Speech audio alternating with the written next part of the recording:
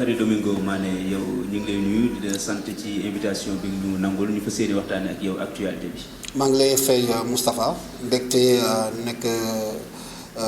nekk seen invité. ñu fa seeni koy doore ak li nga xam ne mooy élection locale yi ñu génn d'abord Yewwi di crier victoire waa Benno tamit di crier victoire. ban lecture nga si kan moo gagné si ñoom ñaar su fekkee am na s'il y a un gagnant et un perdant. xam nga li tubaab lu wax boo càmbar benn mbir da ngay sukkandiku sur les faits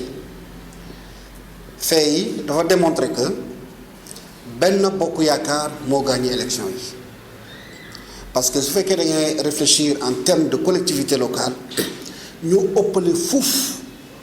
collectivité locale n'est-ce pas Yewwi Askan Wi ak Wallu ak yeneen loolu c'est un fait kenn mënu ko weddi parce que dañu ne fan di ko ni ñu jokk gis maintenant beneen mbir mi mooy benn yaakaar boobu tamit dafa perdre ay villes yoo xam ne daal symboliquement parlant dafa am lu mu peser dans l'électorat n'est-ce pas du Sénégal boo jëlee Dakar boo jëlee Thiès nga jël Ziguinchor mais ça c'est de grandes villes yoo xam ne daal ku ko gagné élection bu mu mënta doon daal dañ la war a ràññee donc puisque élection locale la ñu wax lu am solo mooy maire yi ñuy fal ci goxaan yi parce que du élection présidentielle donc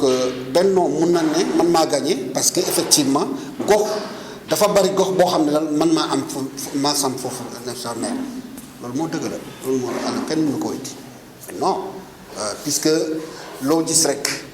élection locale yi bu ñu fa jógee dañuy dem élection législative ensuite élection présidentielle donc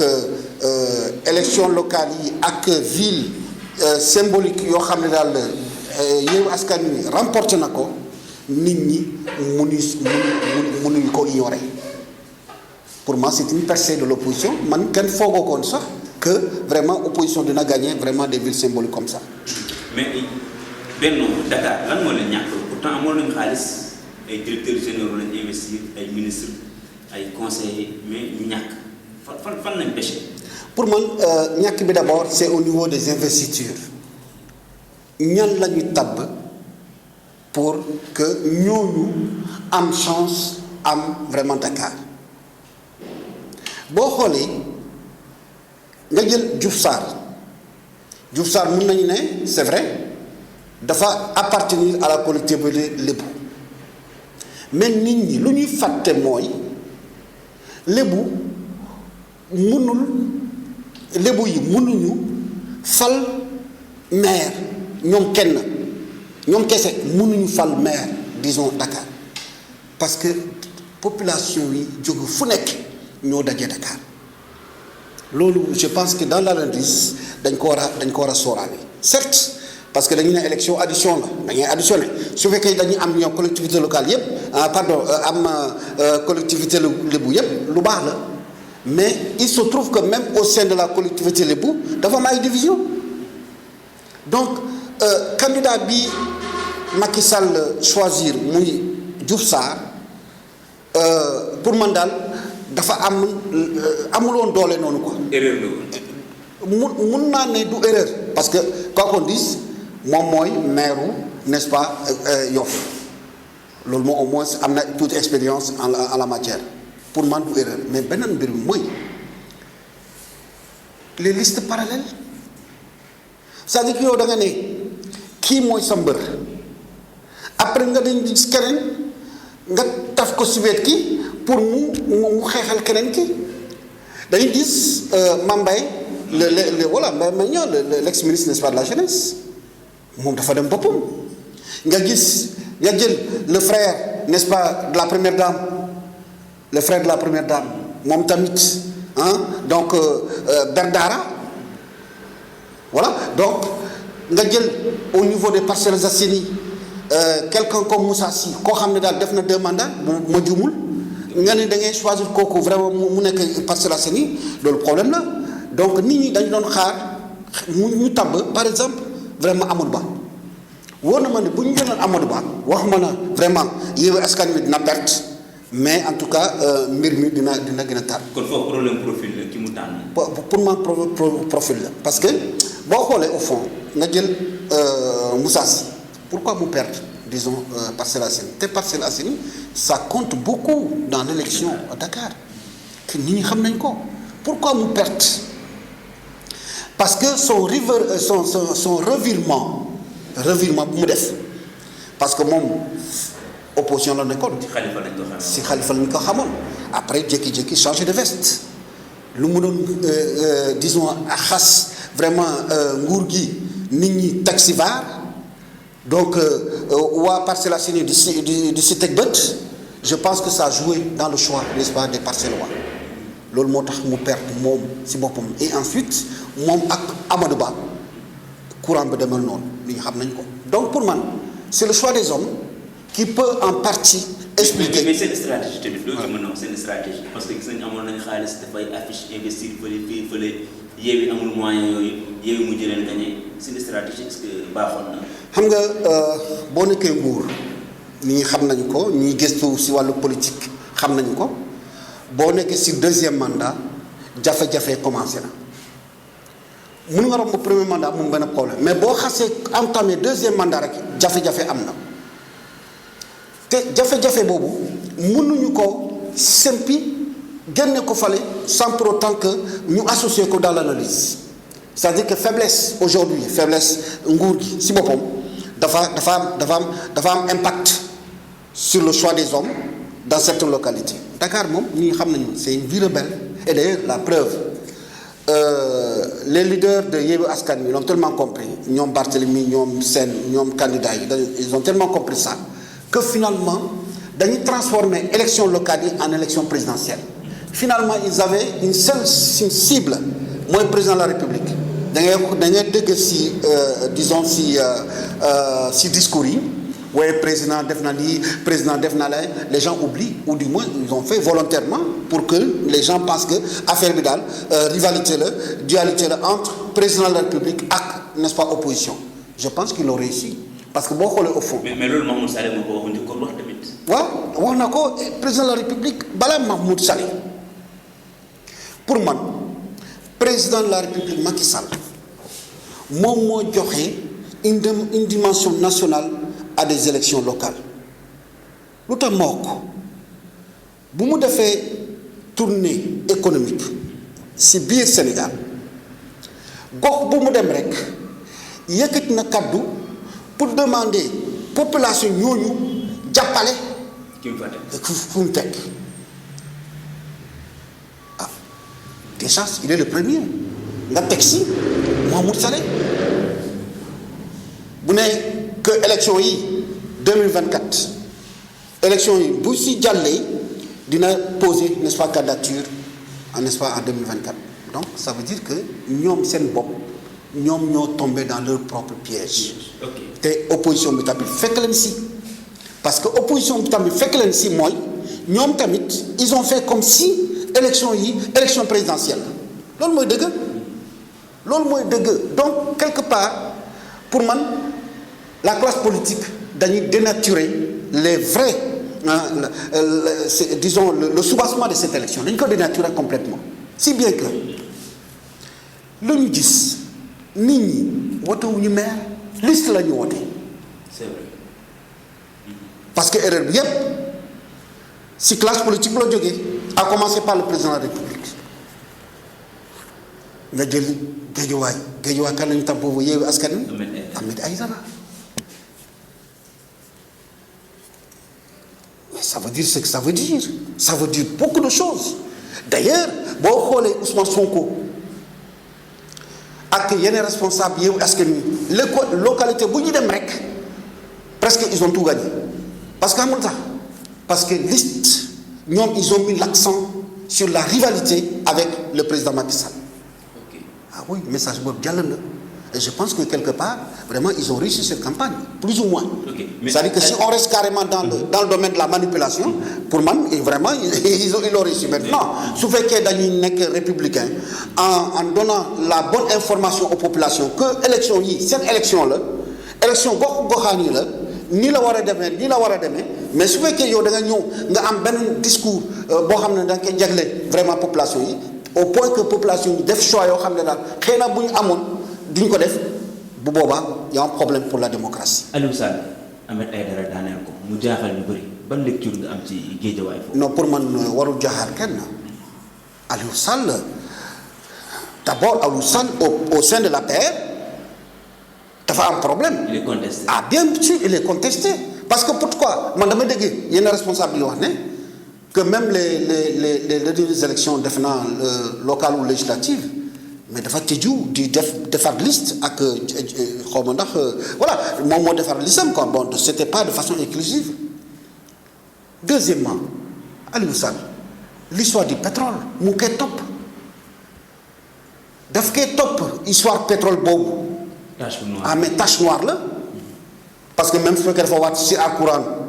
ko defu ko nit ñi Sénégalais yu bari ils pensent que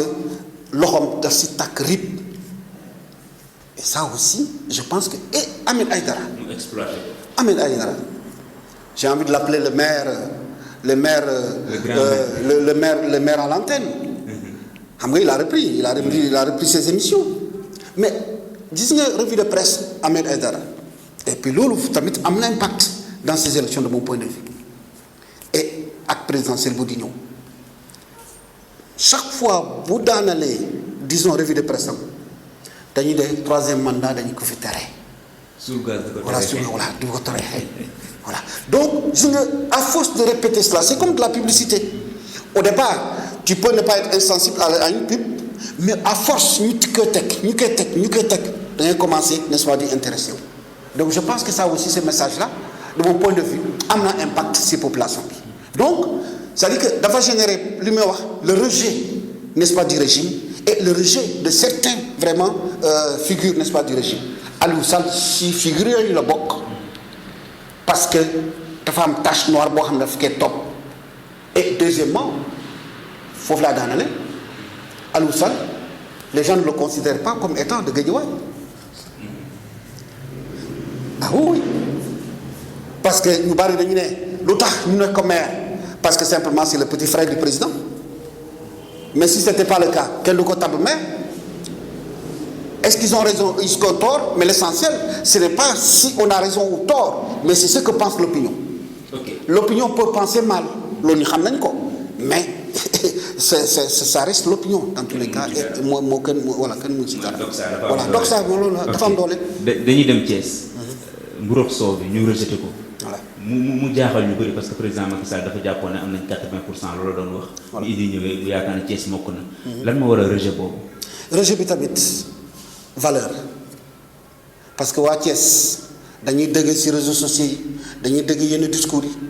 dañuy dem sax dañuy stigmatiser waa Thiès. Il y a même une expression. nitu Thiès waa nitu Thiès la l'éthique du fait peut-être d'un comportement bu ñu gis sur la scène politique surtout Idi avec ses revirements à n'en plus finir ñi xam nañ ko voilà quelqu'un boo xam ne daal dafa xas Macky Sall ci discours yi bu ñu tegee vaar yi da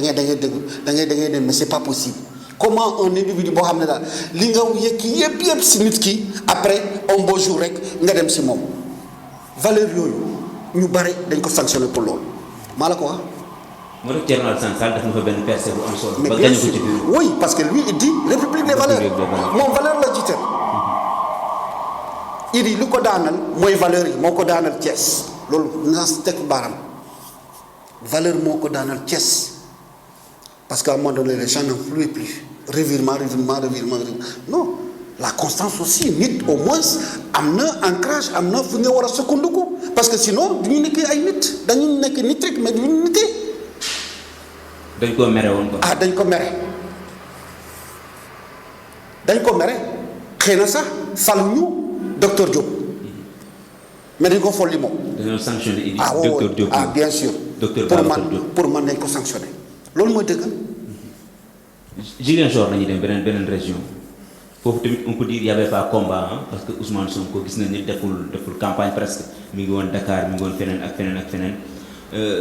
nguur gi ñoom ñoo faillir parce que dañoo diviser wu mu am émiettement des voix boo xam ne gis nañ ko fa naka ban lecture ngeen ci résultat yi. xam nga léegi Ziguinchor mbir mi au départ bu ñu sukkandiku présidentiel mun nañu ne Sonko mun na gagner Ziguinchor mais nguur gi nit ñi xam nañu ban passe-passe la def ban stratégie la def pour que Sonko perde, n'est-ce pas, disons Ziguinchor. xam nga du point de vue symbolique c'est très important parce que c'est le principal opposant su fekkee dafa daan vraiment dans sa localité bu boobaa ça peut impacter même la présidentielle de 2024. Donc tu vois que ñoom ils ont mis les moyens à travers la personne, n'est-ce pas, de Doudou Ka. Doudou Ka en réalité c'était le tout fait mais dañ ko jox xaalis dañ ko dooleel ce gars-là dañ ko dooleel parce que bon ñi xam nañu même récemment les gens disaient que oui il a même donné des scooters à des jeunes et ensuite il a repris les scooters. Bro, est-ce que c'est vrai, est-ce que c'est faux? Mais l'essentiel c'est qu'ils ont mis les moyens là-bas aussi pour que Sonko, n'est-ce pas, bañ a gagner. Mais malheureusement Sonko aussi comme ni ma la waxee noonu boo jëlee le discours des responsables de Yewwi Askan Wi ñoom ils ont créé, n'est-ce pas, la rivalité entre ñoom opposants ak, n'est-ce pas, le président de la République. Parce que maa ngi dëgg boo jëlee discours am c'est un discours boo xam ne daal une sorte d'appel disons au réveil des Ziguinchorois en leur disant xoolal seen région bi par rapport comparé aux autres régions xanaa vous n'êtes pas des Sénégalais comme eux. Donc quand tu articules un tel discours et deuxièmement dans le discours il dit Macky Sall est régionaliste. Pour vous parler disons du discours yoo xam ne am nañu impact dans un discours où il dit Macky Sall est régionaliste donc Macky Sall bëggul Casamance ainsi de suite. Donc ça c'est un discours qu'il a toujours tenu et les opposants le disent partout, n'est-ce pas, dans leur localité. Voilà. Mais pour man am na impact discours boobu parce que boo xoolee le score qu'il a fait à Ziguinchor mais c'est un score boo xam ne daal ñoom tamit dañu doon faj mer ils n'ont pas que fait élire, ils n'ont pas fait que les populations defuñu simplement élire, n'est-ce pas, Ousmane Sonko, mais en même temps c'est un signal, n'est-ce pas, qu'ils ont un appel voilà jëm c'est-à-dire que ñoom dañuy créer les conditions d'ancrage. Un homme politique boo bëggee jëm fu sori il faut nga am ancrage boobu moom la waa Ziguinchor créé désormais pour donc il faut compter avec lui désormais. Ok. Te d'ailleurs même au sein de Yewwi élection locale yi daf koy gën a dooleel encore. Barthélémy Dias maire de Dakar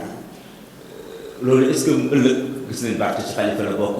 ëllëg est-ce que mënul doon loo xamante ne mën na indi division ci biir Yewwi parce que bu demee ba am doole fii ñu bëri di xalaat ne. Ambition dafay ñëw au fur et à mesure ngay avancer est-ce que mënuñoo ñëw suba Yewwi am tasaaroo ak yooyu parce que Barth maire de Dakar la léegi. mais loolu je pense que kenn waru koo ragal mu am suba ay division parce que ñoom ils ont été très clairs dañu ne on se met ensemble pour les locales et pour les élections législatives sooraaluñu, n'est-ce pas, présidentielle. Maintenant ce qui est intéressant mooy score bu ñu def nii daf leen gën a dooleel ñoom waa Yewwi Askan Wi xëy na ceux qui n'avaient pas la perspective de la présidentielle idée bi commencé na, n'est-ce pas, à germer dans la tête surtout bu ñu réussir encore le coup lors des prochaines législatives bu boobaa on verra ce qui va se passer. Mais loolu la l'autre boo nee Barthélémy rek yaa ngi wax Khalifa nit ñi xam nañu am na problème tey est-ce que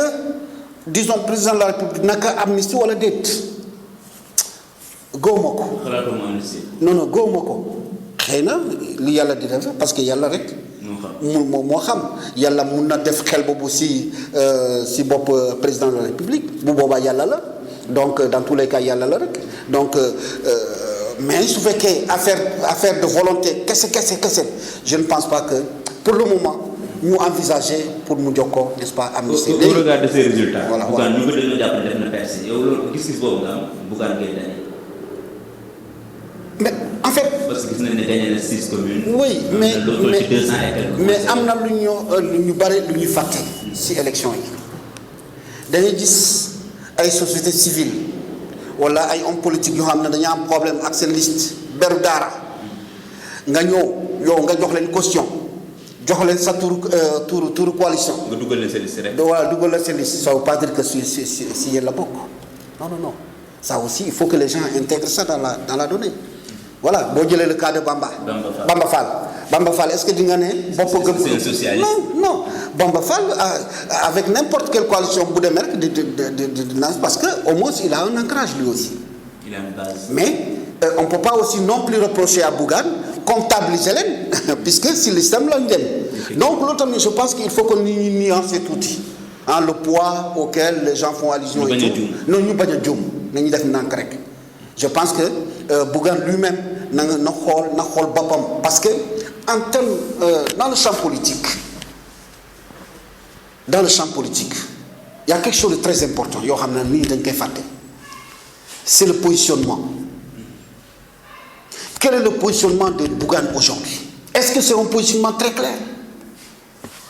Yo Bougane mën nga ma wax fan la féete?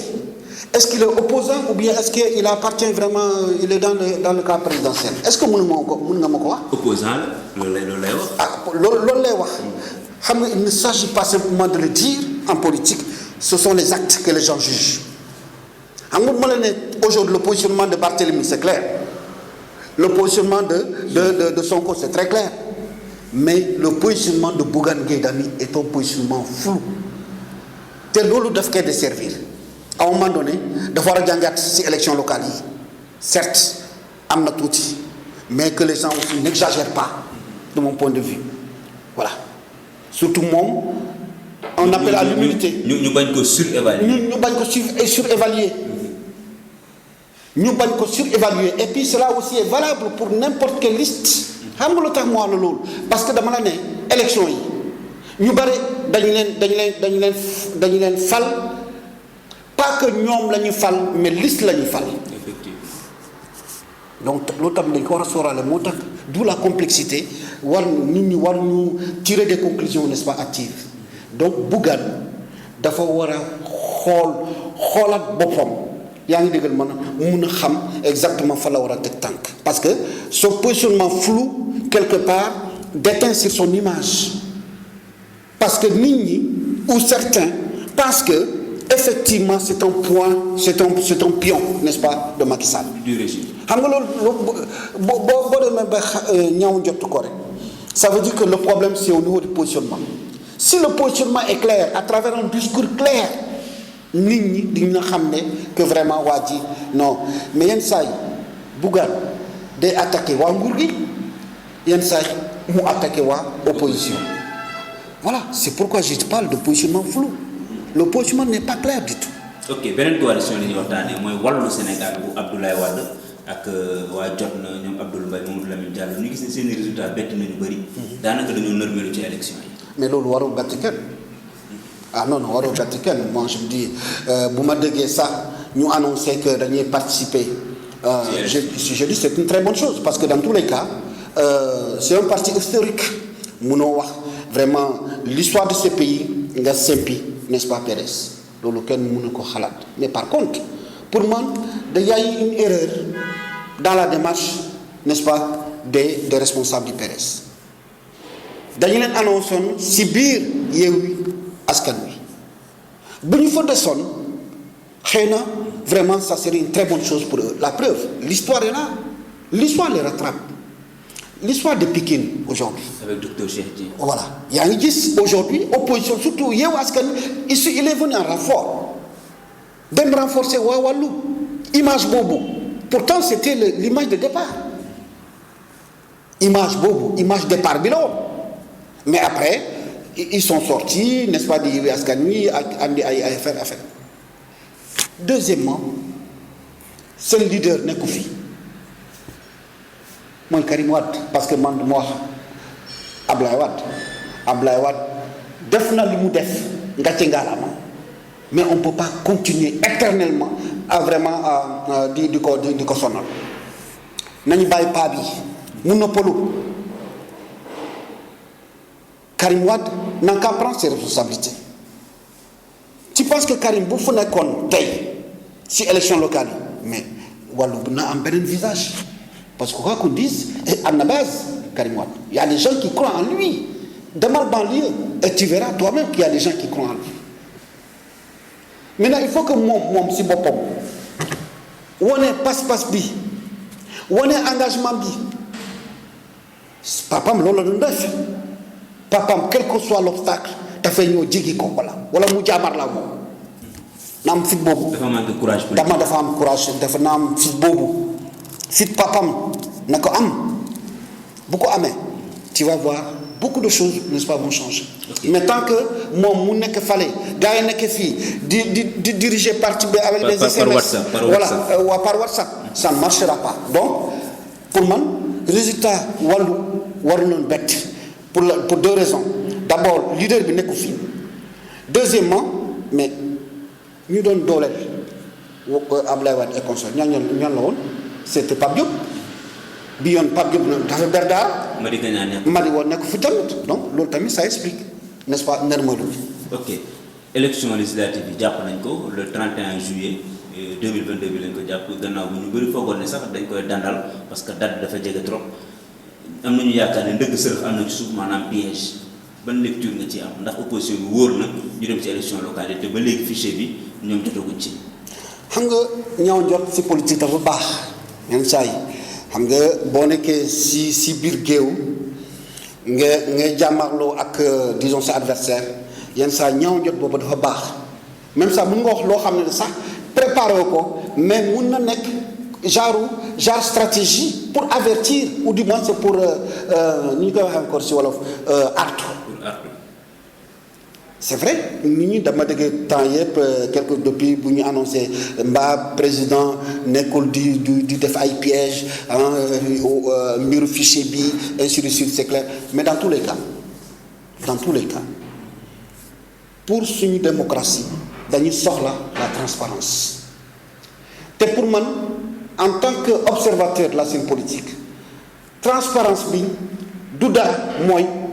fichier d'abord électoral. Fichier bi on doit pouvoir le mettre à la disposition n'est-ce pas des acteurs politiques dama dégg benn wax di wax ne oui c'est des données personnelles oui c'est des données personnelles on le sait et pourtant ces données personnelles sont entre les mains n'est-ce pas du ministère de l'Intérieur te ministère de l'Intérieur dafa nekk juge et partie nit ñi xam nañ ko moom mooy gérer élection yi mais en même temps am na féete am na fu mu bokk donc fichier boobu daf koy jël mais attends xanaa moom day jël fichier bi di ko def si condamné non di ko condamné au contraire fichier boobu dañ koy jël parce que c'est des données personnelles aujourd'hui Moustapha tey si wàllu politique dañu ne les données personnelles dafa am importance bu dafa am importance mooy lan bu ma xamee yow yaa ngi tudd Moustapha sant nangam dëkk fan ma xool sa situation matrimoniale ma xam yow sa statut ma xam tes revenus ma xam yeneen information si yow xam naa fu mu la jaarale pour am la dama en ce moment am naa fu ma la jaarale pour am la donc fichier boobu am na ñoo xam ne da am nañu ko dañuy jël données personnelles yu agrégé ko yaa ngi déggal ma def ay profil des électeurs dañuy liggéey si loolu xam nañu ñoom à partir du fichier fan la ñu néew doole fan la ñu am doole jeunes yi fan la ñu nekk les primo votants fan la ñu nekk bu boobaa boo amee cartographie boobu yépp yow xam nga fi nga agir donc c'est pourquoi je dis pour l'équité pour que vraiment nit ñi wax vraiment démocratie bu jaar yoon boo xam ne c'est transparent fichier bi dañ ko war a joxe n'est-ce pas la classe politique maintenant avec des conditions certes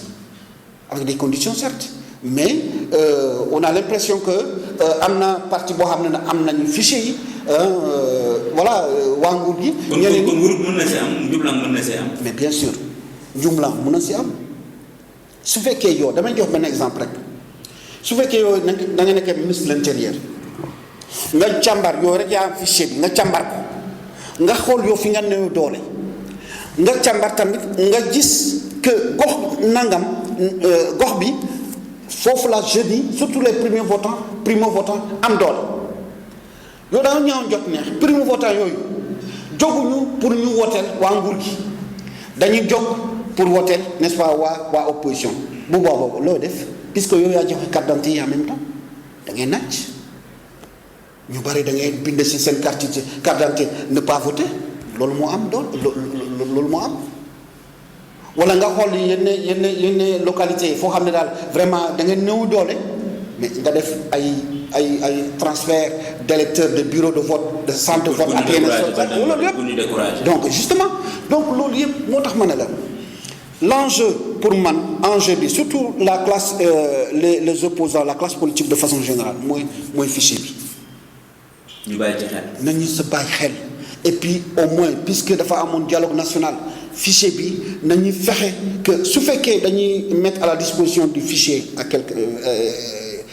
ni ñu jëm jot si su fekkee kenn mënu su fekkee ñoom dañuy def ki ñiy jot si ñu duñu ko jot loolu baaxul si n'est-ce pas si réew soit ñu ñëpp n'est-ce pas duñu si jot bu boobaa on revient à la question à la case départ mooy classe politique dafa musa ou du moins opposants yi dañu musa disons proposer que dans ces pays nañu jox organisation élection yi vraiment à une structure neutre ministère de l'intérieur warutul dans ce pays organiser élection dans ce pays parce que su fekkee dañu amoon une structure neutre bu boobaa fichier bi moo koy garder parce que benn bés moom moo xool à quel moment il va mettre le fichier à la disposition. ñu jeexalee ak remaniement ministériel bi nga xam ne président amul seen ko dina ñëw certainement bu jógee voyage bi ban premier ministre wala ban gouvernement moo war a jàkkaarloo ak front bi am ak coow li Dakar ak gis nañ affaire éducation yeeg yu nekk am fi. man daal. un politique ou bien koo xam ne technocrate. non gouvernement bi daal c'est un gouvernement qui doit travailler xam nga mën nga nekk politique. nga sawar liggéey xam nañ ko y a des politiques yoo xam ne dañuy sawar liggéey y a des technocrates tamit sawaruñu liggéey donc pour moi le vrai enjeu mooy ñu tànn ay ministres ñoo xam ne daal dañuy xaar seen tànk tubéy pour vraiment liggéey pour askan bi mais pour loolu puisque dañu am élection législative bu di ñëw ensuite présidentielle si tu crées un gouvernement boo xam ne daal ay politique ñoo fa fees le message est clair ñu la plupart d'entre eux duñu liggéey te loolu baaxul ci réew mi je pense que gouvernement bii bu ma nekkoon à la place du président les 60% ma def ko technocrate 40% rek laa def politique. duñu bëri ma def 60% technocrate 40% n'est-ce pas disons 40% n'est-ce pas politique mais beneen problème mooy lan da ngay ne technocrate. Mais dans ce pays, malheureusement, tout le monde se sont lancés dans la politique. Ah oui, parce que yo, non c'est que yo, da nga nek technocrate, da nga ne man à faire une ville politique vraiment falam. Une fois que ñu tabal rek, ñu na demal ut sa base. Technocrate finalement amatul benn njëriñ. Donc pour man, je pense que Macky Sall le président Macky Sall moo war a dimbal nit ñi. Hein et bu joxee le tempo Sénégal mun na si mucc pour man warul encourager nit ñi di def politique politicienne c'est-à-dire aujourd'hui même ce que bu jëlee technocrate ñoo tabb ko ministre na ko bàyyi mu liggéey war ñu ko exiger mu dem uti base nañ ñu bàyyi seen liberté loolu bu ñu ko defee rek xëy na Sénégal mun na si génn. ok mais wax nga ko léegi war na ko obligé mu uti base ak yooyu noonu mais parfois mel ni ñoom ñu dugal seen bopp pour base. waaw parfois dañu ko obligé mais ñoom ñu koy bëgg sax. waaw am na ñoo xam ne parce que dañu l'appétit vient en marche. waaw mais justement xam nga loolu lu ko waral mooy su fekkee ñoom kenn waxu leen dem na uti base mais après bu ñu xuusee tuuti rek wax bu commencé jib waaye kii daal ñun on est militant de la première heure mu bàyyi ñu fii dem jël yoo xam ne daal vraiment defuñu politique ils n'ont pas mouillé le maillot c'est ça seen expression non le gars n'a pas mouillé le maillot donc à force d'entendre ça moom tamit comme commencé na di liggéey gis vraiment que mbir mi vraiment il se retrouve dans ce qu'il fait qu'est-ce qu'il fait moom tamit day dem uti base pour que mu consolider n'est-ce pas sa position. ok ñu terminé ci troisième mandat bi résultat yi ñoom ñu bëri yaakaar nañ ne li jëm na problème troisième mandat ndax gëm nga ne président Macky Sall dina ci troisième mandat. xam nga Macky Sall rek moo xam loolu mais démarche wane ko amoo ci yaakaar. non xam nga foofu tamit nit ñi mun nañ ko wax oui parce qu'il y a des signes le contexte ainsi de suite acte mu posé loolu yëpp mun nañu sukkandiku pour dire que day def troisième mandat wala du ko def mais moom rek moo xam est-ce que dina ko def wala ko du ko def xam nga lu tax mu wax loolu dañ jógee local ba tey il est majoritaire dans ce pays parce que dama la ne en termes de collectivité ñoom ñoo gagné le plus de collectivités loolu c'est un fait kenn mënu ko weddi maintenant ils ont perdu et d'ailleurs même man j'ai pas compris nit ñi lu tax ñu bëgg vraiment parce que dañu ne il n'a pas perdu Dakar parce que mosu ko gagné ça n'a pas de sens amul benn sens wax jooju pour moi vraiment c'est des éléments de langage yoo xam ne amul benn sens c'est que moom il a tout misé il a misé sur Dakar et il a perdu malheureusement voilà donc affaire locale yi par rapport disons à sa possibilité ou non vraiment mu présenter wu disons une troisième fois à la présidentielle pour man lii mënu ko déterminer kese il y a un certain nombre de facteurs fii bu ñu xuus encore jusqu'en 2023 ainsi de suite xëy na vraiment ça va s'éclaircir mais l'un dans l'autre su fekkee ñun ay républicain lañu débat bi waratul en place xam nga lu tax la constitution est claire là-dessus nul ne peut faire 2 mandats consécutifs. Plus de 2 mandats consécutifs. Oui, nul ne peut faire plus de 2 mandats consécutifs. dafa leer nañ su fekkee leerul ci bopp gaa yi parce que dañu ne loi ñaar mbir la c'est l'esprit et la lettre su fekkee la lettre malgré la limpidité de ce que je viens de dire ba léegi c'est flou dans la tête de certains nañ dem ci esprit bi esprit bi leerul la ñenn lu ko tax voilà donc pour man daal débat bi c'est vrai nit ñi dañ ñoo jot ne que ouais il va forcer le barrage ainsi de suite moom rek moo xam et d'ailleurs même concernant même le président dama xam ni daal même lui il n'a pas tous les éléments de puzzle tey mun na xëy mu ne damay def 3e mandat une semaine après mu xëy mu ne lu la affaire bu wóoru donc même si bopp même man dugguma si bopp président de ben même je sais que vraiment affaire bi mu ngi mélanger aussi biir donc c'est confus comme c'est confus ñun man je peux pas réfléchir à sa place mun ma ne daf koy def wala du ko def donc nañu xaar bu bës booba bu ko defee xëy na le Sénégalais am na réponse bu muy apporter en ce moment là maa ngi lay fay Moustapha jërëjëf ku ne xam ne ne yàlla daa bind te yemalewul am na ñu matal am ñu matlewul waaye ba mottali amee ba léegi kenn sonnatul buur kattan di produit 100% naturel sans effet secondaire ñu defare ko li nga xamante ni moo di petit cola bisaab ak jinjeer ñoo ngi jàppale leen ci seen wàllu kattan ak seen wàllu wërgu-yaram bu nekk jar na fi nguur ak keng ba ci kikirikiij waaye bii mooy seen buur di buur kattan ballonnement moo ci mën constipation faiblesse sexuelle diabète sinusite éjaculation précoce di joxe appétit sexuel teg ci itam day raxas sa biir ba mu set wecc wooteel gaaw ci 77 413 59 24 77 413 59 24 xar yëpp xar lañ waaye laadum da ciy gën te bu ñu nee góor ngóoraa tax